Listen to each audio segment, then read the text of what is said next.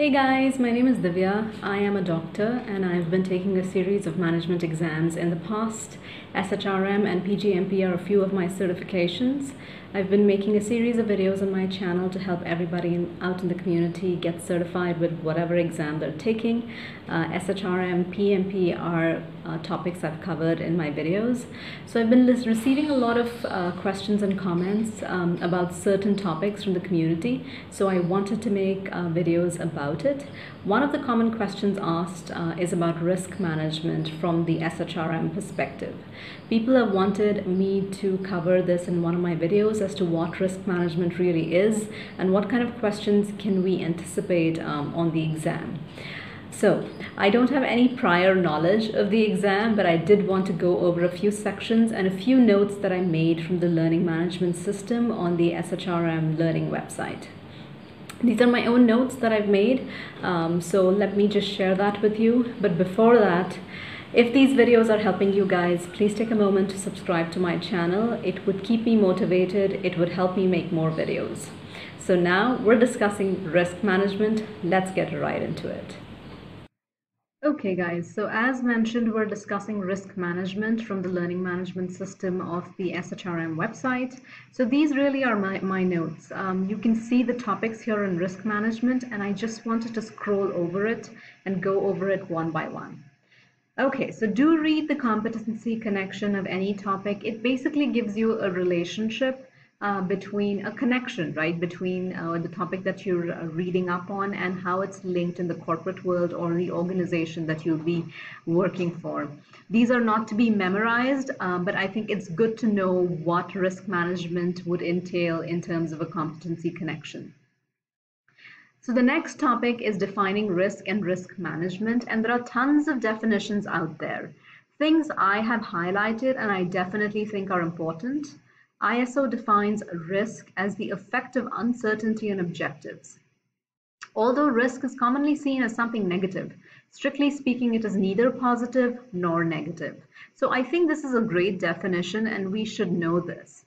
Sometimes we take risks in our lives even without knowing it. Example, driving to work. Driving is a risky activity, right? We're going out on the roads, we might meet with an accident, we might be surrounded by pollution while we're driving. So these are risks that we don't think of, but we take on an everyday basis, you know, while we make the decision to go to work. So I think we should think of these examples while we are reading through because it would help commit things to memory. Next, there are other things I've highlighted in my notes, like risks should be understood as having immediate short-term and long-term effects. And I think for any risk, we should anticipate and prioritize what the immediate effect would be, what the short-term effect would be, and what the long-term effect would be. Always remember that there can be positives or negatives in either outcome. So you could probably have a short-term positive outcome, but a long-term negative outcome, or vice versa. Again, these are things that you should be thinking through when you're reading through your notes. The next topic is categories of risk. I think this is really well defined and to be known, not just to be committed to memory, but also to be understood really well. So known unknowns and unknown unknown risks. There are 4 types of risks that this category or this definition explains. The first one is known risks, which are events that are to be expected and so involve little uncertainty. There are also known unknown risks, which are uncertainties that we know exist, but we don't know much about its impact. There are unknown risks that we don't know exist, right? So these would be things that we don't know, and thus they're called unknown unknowns. So there are nice examples given, and then there are also things like unknown risks, which we mistakenly think that we understand, but don't really understand. So these can be dangerous, and definitely think of examples while you're reading through things. So next category of risk, Kaplan and Mike's categories. There are 3 categories that have been mentioned. The first category is internal and preventable risks. These are risks that come from within the organization and could be violation of ethics. What could be an example? Let's say payroll did not pay somebody appropriately or bungled accounts. that would be a violation, and that would be an internal and a preventable risk, right? We want honest, good people working in our organization. What would be a strategic risk? A strategic risk is something that you know is risky, but then you take on depending on the strategy of the organization. So here is a really nice example that they lay out. Uncertainty whether loans can be repaid or not, or whether employees will be fully productive. External risks. These are external to the organization, like change in laws. I think the coronavirus pandemic could be an external risk that nobody really could have anticipated. So then there are also things like enterprise risk, and in this category there are 4 types of risks: strategic risks, operations, financial reporting, compliance. I think if you think and read through things, you will see an overlap. Strategic risks are risks that were defined in the previous category also. Operations are risks that affect the myriad ways in which an organization can create value. Financial reporting is basically about accuracy and timeliness. We just mentioned an example of bungling of accounts. Compliance risks are associated with meeting requirements of laws and regulations. What if you're going through an audit? You want to make sure that you're compliant, and the risk of going through an audit is that you'd fail it, but then there can be a really positive outcome that you go through the audit, you pass it, you get a certain accreditation, and now your organization looks really, really good. Next, the learning management system defines categories of risks in the HR context. So these are things I would read through, but I don't think these have to be committed to memory. In general, I think a lot of questions on risk management are based on the definitions that we've just covered. So I would know all of those really, really well. Definitely read through categories like reporting, compliance, operations, just to understand. The next topic in the LMS are benefits and barriers to handling of risks. So I have highlighted things that I think are important. Let's just go through the benefits. So a systematic approach to risk management aligns the process with the organization's strategy. Huge benefit. It also leads to a more effective response to risk. Huge benefit. It leads to a more consistent response.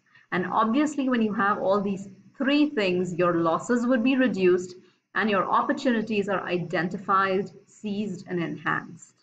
In complex strategies and organizations, interrelationships and possible interactions of risks across the organization can be understood. And I think this is a valuable point. If something affects one department, the likelihood of it affecting another interrelated department is obviously high. So if you've had a risk one place, you can identify or anticipate it in another place. Next are the barriers, and you should definitely know the 3 barriers to risk management. You know, certain questions like, is this, what type of a barrier is this? Is this structural, cognitive, or a cultural barrier? And these questions do come up on the exam.